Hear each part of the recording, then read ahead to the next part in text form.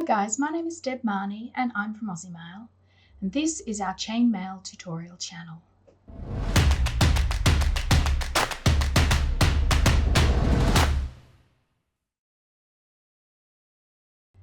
Hey guys, a big hi, hello, how are you? It's really great to see you here today. Thanks for popping in and spending some time with me.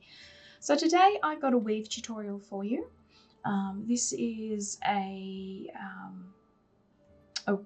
weave that we had included in one of our advent calendar boxes a couple of years ago, and I've had several requests to produce this video.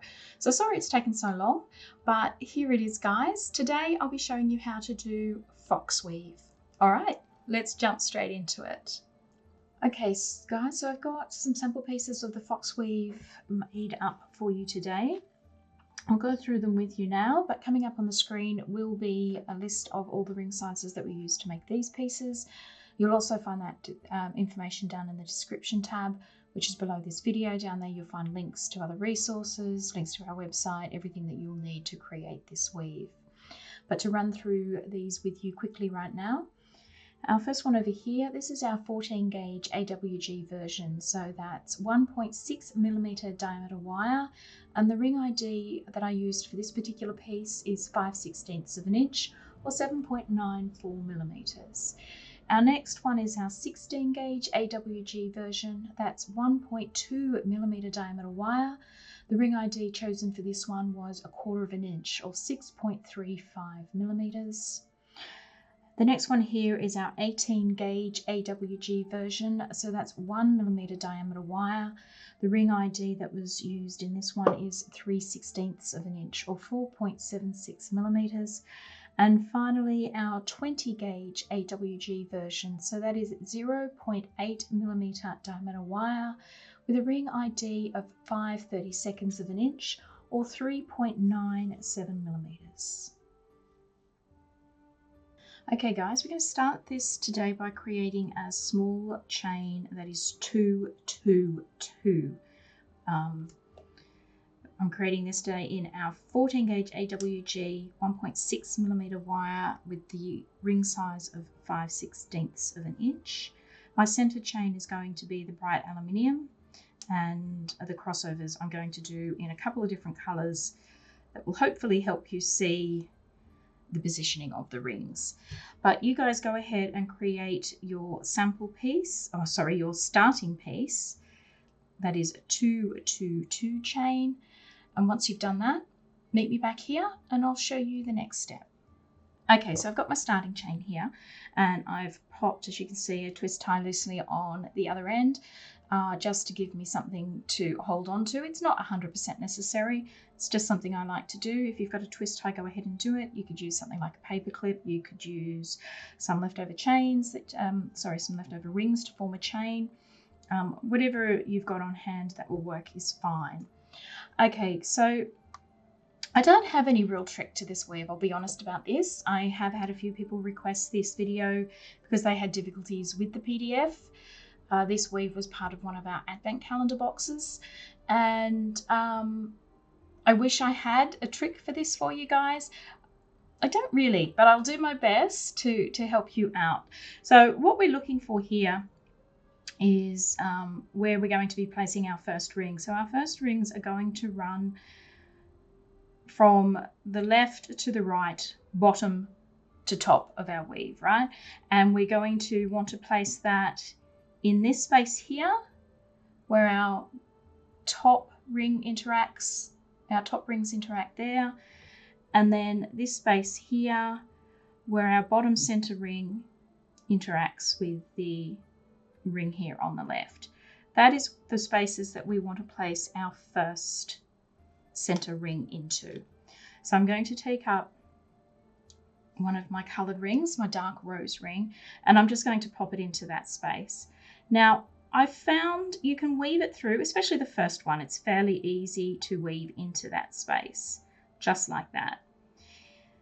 You can also sort of put each end of the ring into the area that you know the ring needs to feed into, sort of push them through, come out the back and close it up that way.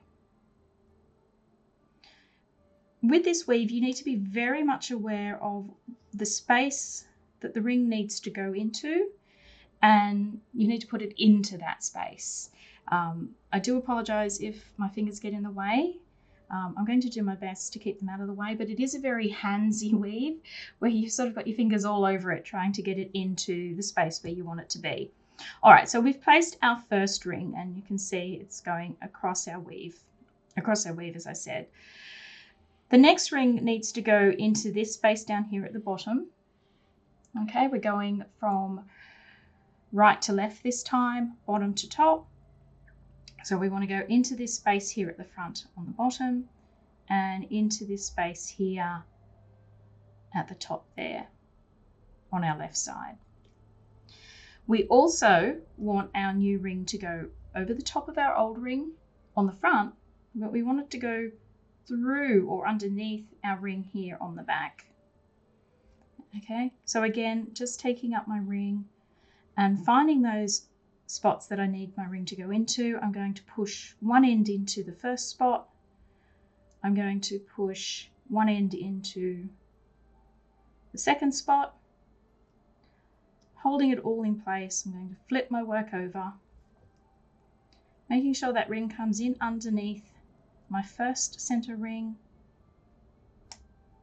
and I'm going to close that up.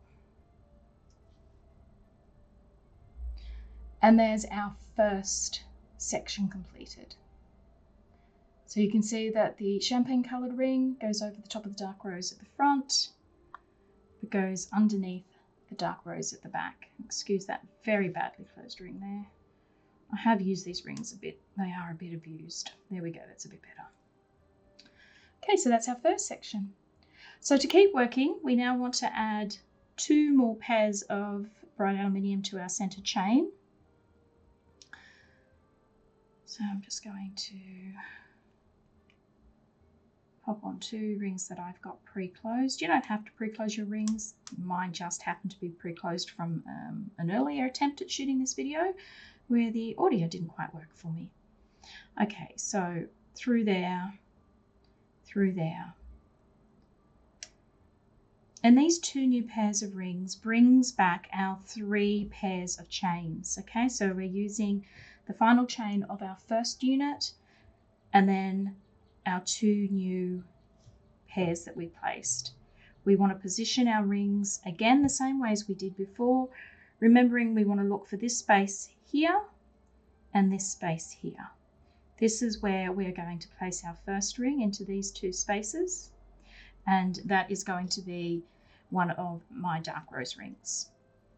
Again, I'm just going to put my first end into my first space where I know I want my ring to be, my second end into the second space there. Holding that into place, I'm going to flip it over and I'm going to close my ring. And there's my first ring placed. My second ring needs to go into this space down here at the front because we're going from right to left this time, bottom to top.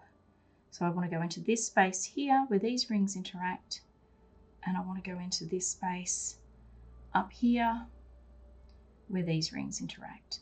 Remembering this time our champagne ring goes over the top of the dark rose at the front, but under at the back. So again, I'm simply going to put my first end into that space there where I know I want my end to be. I'm going to very carefully move my other end over to the other side.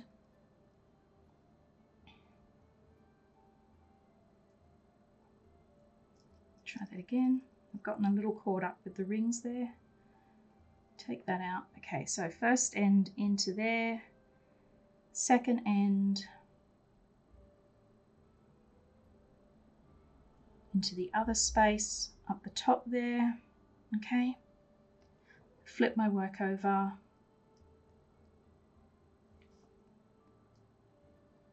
You can see it's gone underneath the dark rose, which is what we want it to do. We close it up. Okay, so it's going from bottom to top as we would want it to do. Flip it over to the other side, make sure it's all looking good on the other side. And that seems to have worked lovely. So then we want to create another chain, add another 2 pairs of our rings to our center chain.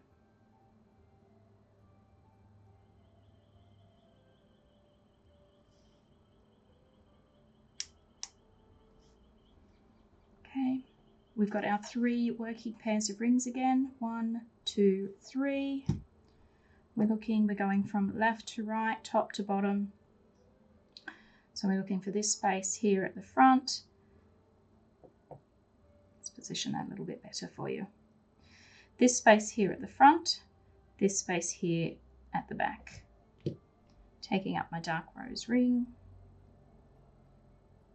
I'm going to slip it into there, slip it into there. Your first ring is obviously the easiest ring to place.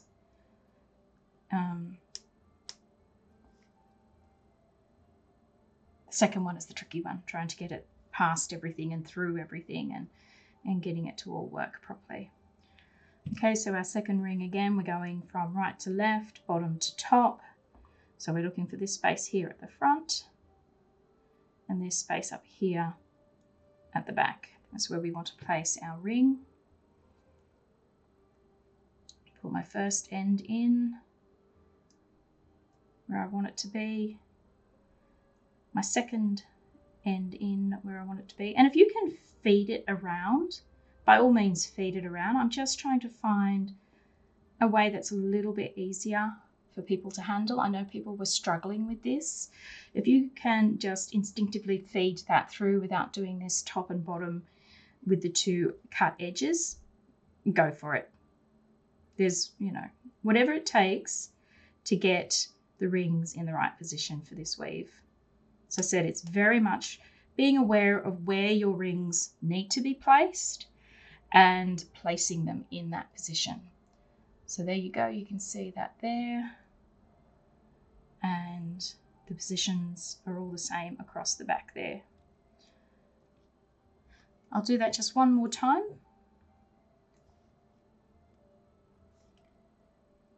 Okay, so I'm adding to my center chain, I'm adding 2 pairs of bright aluminium rings to my center chain.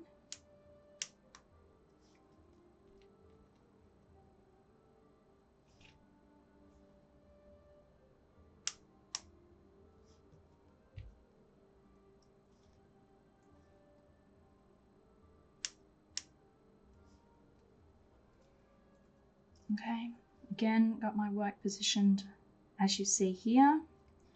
And again, those spaces I'm looking for going from left to right, bottom to top. I'm looking for this space here and this space up here. That's where I'll be placing my first coloured ring.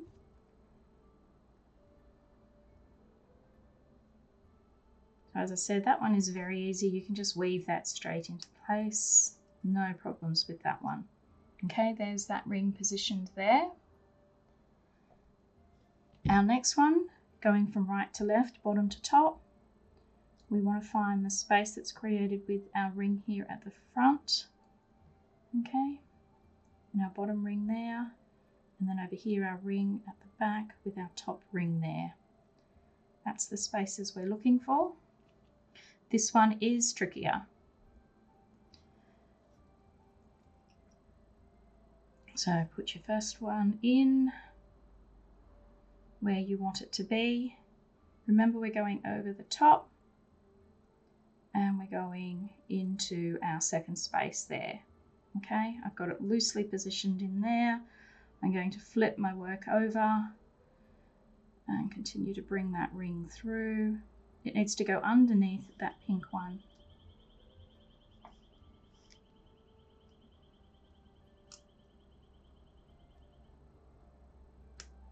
Close it up.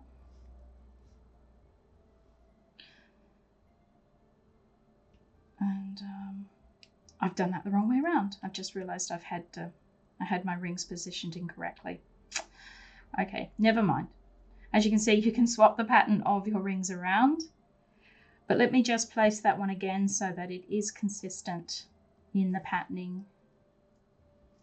Okay, so I've got my new set of 3 working rings here, going from left to right, bottom to top. I'm looking for this space just here at the front, and I'm looking for this space up here at the back. That's where I'll be placing my first ring. It's going to be a dark rose ring. And again, as I said, this first ring is super easy to place. You can just weave that straight through. There is nothing in the way there. Nice and easy. The next one, that's the frustrating one. That's the one that's going to make you say bad things about me. Okay, so this time we're going from right to left, bottom to top, and the ring space we're looking for here is this space at the front, okay, caused by our front ring here and our bottom ring here. And then we're looking for this space here up at the top. It's caused by our top middle ring and our back left ring here, okay. That's where we want our ring to be placed. As I said, this is very much about knowing the space that the ring needs to sit into and manipulating it into that space. It's not particularly pretty, but as long as you get it in there, it'll be fine.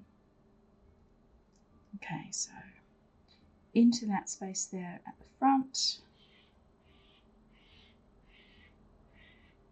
into the space there at the back, okay?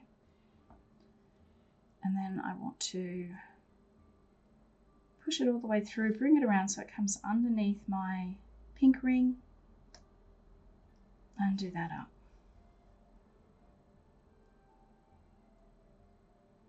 Okay, so that's what it looks like at the front. And there we are at the back. You see the champagne ring goes underneath the dark rose ring at the back. So that is it, guys. That is how you weave fox weave. All right, guys, well, that's it. That is the video. I really hope it was of some help to people. I know it's probably not the most constructive video that I've ever done, but I hope it lit a spark with some people and they're now able to complete this particular weave. If you did like the video, don't forget to give it a thumbs up here on YouTube. Share the video if you like. If you're not a subscriber, if you could subscribe, that would be great. And many hugs and kisses to those that have been long-term subscribers. If you do have any comments, don't forget to leave them underneath the video. I will do my best to get back to you. There is no guarantee, but I will promise to do my best. And but not least, guys, don't forget to give our shop link up here in the corner a little bit of love and affection. That's where we sell the bits and bobs and you know what's you're going to need to whip up this weave and many of our other tutorials. All right, guys, thanks once again for popping in and seeing me. It's lovely to see you. I hope you're keeping safe and well, and we'll catch up with each other sometime very soon. Okay, bye. Mwah.